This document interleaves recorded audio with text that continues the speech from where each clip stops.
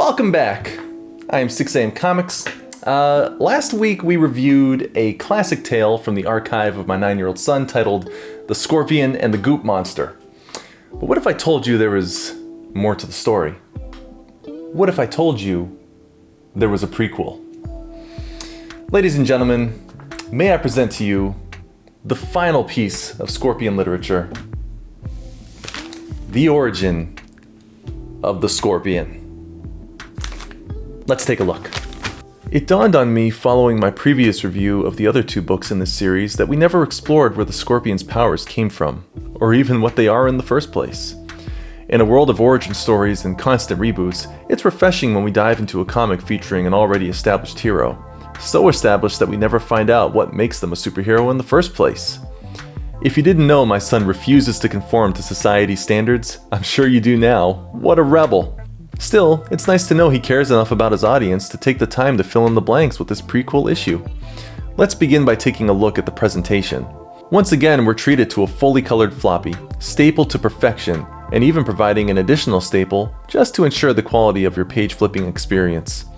Staples aren't cheap, of course, so the budget was yet again kept relatively small, reducing the page count to a mere 8 pages.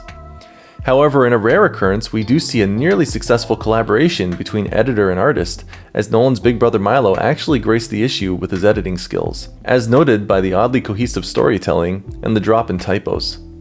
Just take a look at all that punctuation. Even the conventional punctuation gets an upgrade. Why settle for boring old commas when you can have a shiny new semicolon?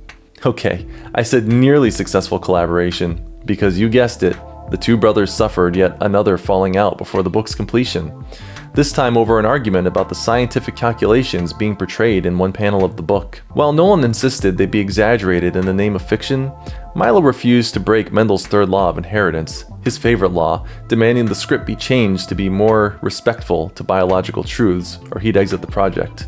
Given the ultimatum, Nolan fired Milo and removed him from the opening page's credits. While the majority of Milo's work had already been completed, there were 1 or 2 instances where his absence was sadly felt. On to the story. We begin with an unnamed boy who spots a blank canvas and decides to get creative. As 2 other boys pass by, he asks them what his comic should be about, to which they have nothing of value to offer, infuriating the young man. In this moment of rage, he is quickly calmed down by the sight of a brand new Lego store in town, and decides to visit their establishment for some inspiration. Upon entering the store, he spots a box of mysterious green Legos, with a stern warning to not shake, or the shaker will be sorry. But of course, this only encourages the young boy to shake the box vigorously. We quickly witness the consequences of his actions, as the Legos fly out of the box and surround the boy in a green Lego cocoon. The boy screams for help, but help never comes. The chemicals found within these mysterious green Legos begin altering the DNA of the boy, with that of a scorpion, obviously.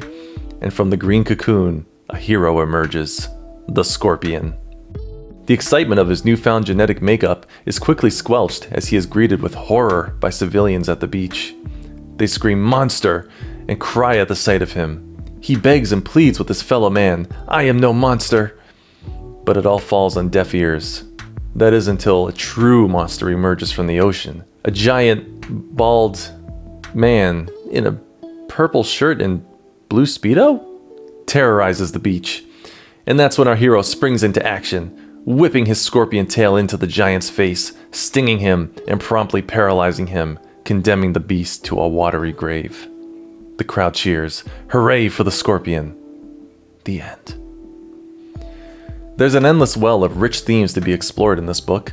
The consequences of not heeding the warnings of authority, contrasted by the rewards of rebelling against authoritarianism, the downward spiral of boredom and self-consciousness, as represented by the boy's frustration with his inability to create something meaningful, only to project his frustration onto his peers for not giving him ideas. Some have argued that there's a strong anti-commercialism message in the tale, which can be seen in the boy's desire to drown his self-pity with shopping at the Lego store. This unhealthy lifestyle only progresses until it changes the very fabric of his being, transforming him into a monster. Even those seeking truth through faith can easily spot the allegory of mankind rejecting and fearing the one thing that can ultimately save them from damnation. There's a little something for everybody in the origin of the Scorpion. Wow. Well, thus concludes our deep dive into one of the more obscure and sadly forgotten characters in my son's backlog. A character which broke all conventions of modern day storytelling and bravely flexed in front of every copyright law brought before it. So yeah, while I prefer the non-conventional building blocks of the Goop Monster saga, there's something to be said about the simplicity of this particular comics approach. And because of this, I give it an F. D, C, B, A. It gets all the grades. It's just that good. I'm out.